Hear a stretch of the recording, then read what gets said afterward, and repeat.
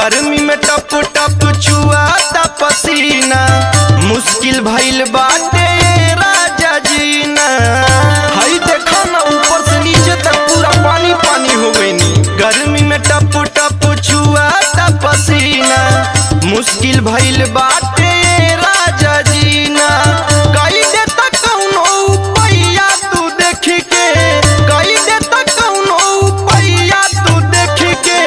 रहे नहीं पाइब राजा हम बिना एसी के, रहे नहीं भैया भैया भौजी बिना एसी के, रहे नहीं भैया भैया भौजी बिना एसी के, रहे नहीं भैया भैया भौजी बिना एसी के।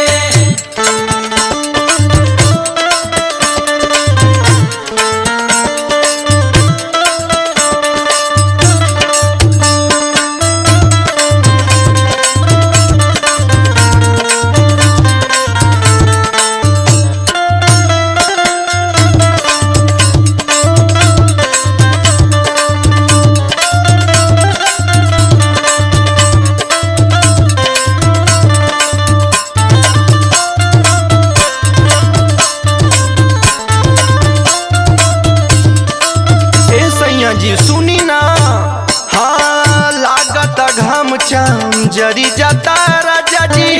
बाहर निकले में जुआ डर जाता राजा जी। ओ लागत घाम चाम जरी जाता राजा जी।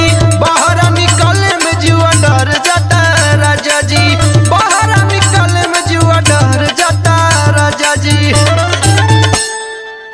दिन रात बीत जाला खाली है सोची के, दिन रात बीत जाला खाली है सोची के। रहे नहीं पाइब राजा हम बिना एसी के, रहे नहीं भैया भैया भौजी बिना एसी के, रहे नहीं भैया भैया भौजी बिना एसी के, रहे नहीं भैया भैया भौजी बिना एसी के।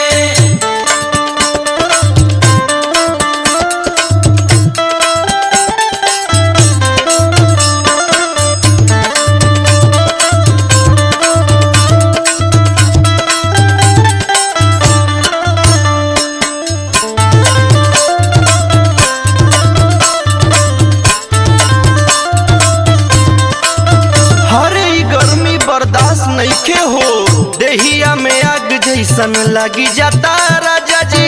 मनवई कैसन भइल जाता राजा जी। देहिया में आग जैसन लगी जाता